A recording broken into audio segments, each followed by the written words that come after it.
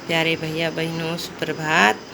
आज हम हिंदी में दूसरा पाठ पढ़ेंगे, जैसा सवाल वैसा जवाब। इसमें बादशाह अकबर और उनके मंत्री बीरबल की कहानी है। तो आप लोग ध्यान से किताब में देखेंगे हैं। बादशाह अकबर अपने मंत्री बीरबल को बहुत पसंद करता था। बीरबल की बुद्धि के आगे बड़े बड़ों की भी कुछ नहीं चल पाती थी। इसी कारण कुछ दरबारी बीरबल से जलते थे, यानी कि बीरबल से ईर्ष्या करते थे। वे बीरबल को मुसीबत में फंसाने के कई तरीके सोचते रहते थे। अकबर के एक खास दरबारी ख्वाजा सरा को अपनी विद्या और बुद्धि पर बहुत अभिमान था। उनको अपनी बुद्धि और विद्या पर बहुत घमंड था। बीरबल को तो वे अपने सामने निरा बालक और मूर्ख समझते थे, लेकिन अपने ही मानने से तो कुछ होता नहीं।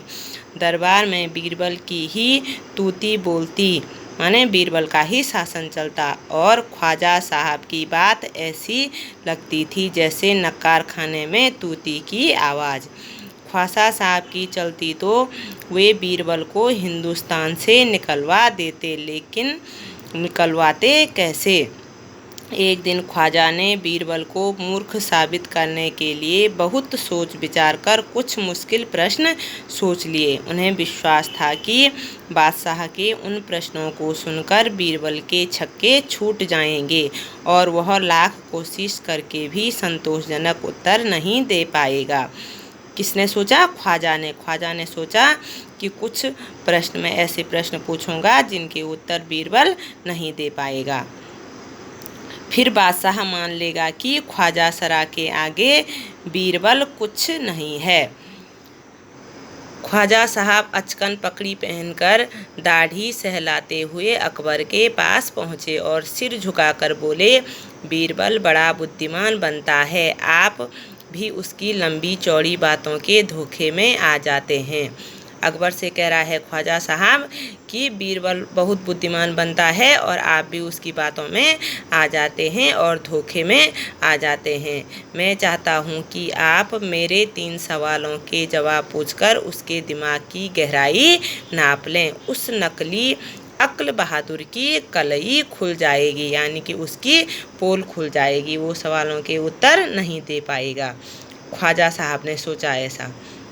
ख्वाजा के अनुरोध करने पर अकबर ने बीरबल को बुलाया और उनसे कहा, बीरबल, परम ज्ञानी ख्वाजा साहब तुमसे 3 प्रश्न पूछना चाहते हैं, क्या तुम उनके उत्तर दे सकोगे? बीरबल बोले, जहाँ पनाह जरूर दूंगा, खुशी से पूछो। बीरबल ने कहा कि मैं ज़रूर प्रश्नों के उत्तर दे दूंगा। ख्वाजा साहब ने अपने 3 सवाल लिखकर बादशाह को दे दिए। अकबर ने बीरबल से ख्वाजा का पहला प्रश्न पूछा, संसार का केंद्र कहाँ है? बीरबल ने तुरंत जमीन पर अपनी छड़ी गाड़कर उत्तर दिया, यही स्थान चारों ओर से दुनिया के बीचों बीच पड़ता है। यदि ख्वाजा साहब को विश्वास न हो तो वे फीते से सारी दुनिया को नापकर दिखा दें कि मेरी बात गलत है।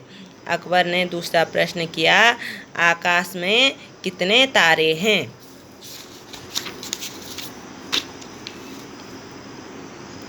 बीरबल ने एक भेड़ मंगवाकर कहा, इस भेड़ के शरीर में जितने बाल हैं उतने ही तारे आसमान में हैं।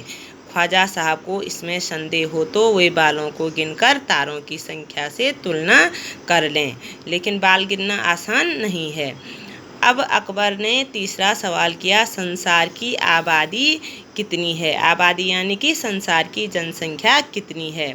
बीरबल ने कहा, जहाँ पनाह संसार की आबादी पल पल घटती बढ़ती रहती है, क्योंकि हर पल लोगों का मरना जीना लगा रहता है। इसलिए यदि सभी लोगों को एक जगह पर एकत्र किया जाए तभी उनको गिनकर ठीक ठीक संख्या बताई जा सकती है।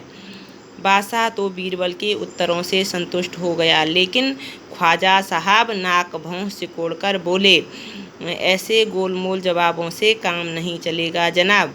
बीरबल बोले, ऐसे सवालों के ऐसे ही जवाब होते हैं, पहले मेरे जवाबों को गलत साबित कीजिए तब आगे बढ़िए। ख्वाजा साहब से फिर कुछ बोलते नहीं बना और वो चुप हो गए। अब आप लोगों ने नीचे प्रश्न उत्तर और शब्द अर्थ लिखे हैं, उन प्रश्न उत्तरों और शब्द अर्थों को अपनी अभ्यास पुस्तिका में लिखना है।